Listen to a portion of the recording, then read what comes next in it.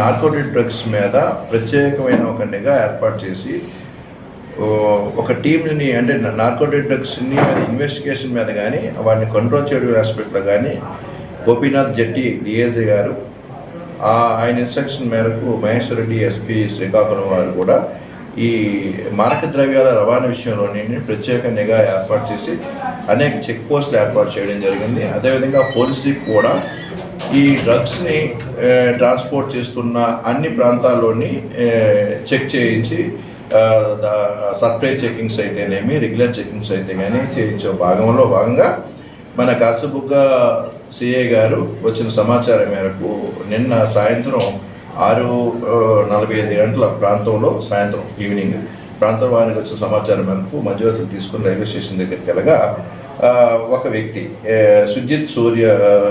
సుర్జియా అనే వ్యక్తి 18 కేజీల గంజాయితో మనకి దొరకడం జరిగింది. 18.55 గ్రాములతో. తర్వాత ఒక మొబైల్ ఒక ఆధార్ కార్డు కూడా ఇతని పొజిషన్లో దొరికింది. ఈ ప్రాపర్టీ బ్యాగ్లోని 7 ప్యాకెట్లుగా ఇవన్నీ కూడా ఉండడం ఈ 18 కేజీలు కూడా. ఇతన్ని మనం విచారించగా ఇతను ఏంటంటే పొరిసా అనే ఒరిస్సా పర్లాకిమిడి ప్రాంతానికి చెందిన వ్యక్తి. ఇతనికి ఈ సరుకు తీసుకొని వెళ్ళి పూణేలోని జ్యోతి చవాన్ అనే వ్యక్తికి ఆ రైల్వే స్టేషన్ దగ్గరికి వెళ్తే ఆయన అప్పగించి మీరు వెనక్కి వస్తే మీకు కొంత డబ్బు ఇస్తారని చెప్పేసి ఇప్పుడు సూర్యాకి చెప్పిన కారణంగా ఆయన సరుకుతో ఈరోజు రైల్వే స్టేషన్ వచ్చి రైల్వే స్టేషన్ దగ్గర ట్రైన్ ఎక్కుదామనే లోపలే మనకు వచ్చిన సమాచారం మేరకు సిఏ గారు వారి సిబ్బంది మధ్యవర్తి సమక్షంలో అరెస్ట్ చేయడం జరిగింది.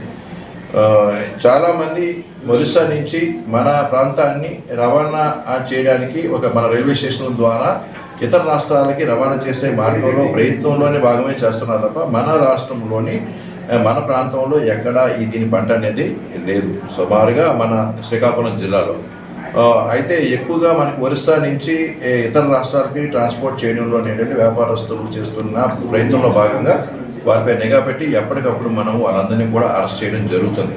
అయితే ఈ కేసులో అందరికీ కూడా మొన్న ఈ వారంలోనే 10 సంవత్సరాల శిక్ష విధించడం జరిగింది. ముద్దాయికి కోర్టు వారు ఏంటంటే 10 years conviction, 1 lakh punishment fine కూడా అమౌంట్ విధించడం జరిగింది. ఈ కేసుల్లో ఇన్వాల్వ్ అయిన ప్రతి వ్యక్తి తాగడం కానీ, రవాణా చేయడం కానీ, అమ్మడం కానీ, పండించడం కానీ ఈ నేరాలన్నీ కూడా తీవ్రమైన నేరాలు. ఇవి 10 సంవత్సరాల పైనే దీని శిక్షాకాలం, 10 నుండి 20 సంవత్సరాల వరకు దీని శిక్షాకాలం. దయించి ప్రజలు ఏంటంటే తాత్కాలికంగా ఏదో డబ్బు సంపాదించాలని తప్పు మార్గాన్ని ఎన్నుకుంటే అది మానుకోవాలి. ఎందుకంటే జీవితం మొత్తం అంతా కూడా జైల్లోనే గడపాల్సిన పరిస్థితి వస్తుంది.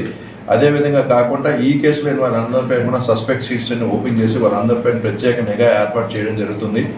వారి యొక్క ఎంప్లాయ్మెంట్కి కానీ చాలామంది విద్యార్థులు ఖాళీగా ఉన్నామని ఏదో సెలవుల్లో వాళ్ళే వచ్చి అలా నేరాలు చేసి దొరికిపోయి వారి యొక్క ఫ్యూచర్ని కూడా పాడు చేసుకున్న వారు ఉన్నారు.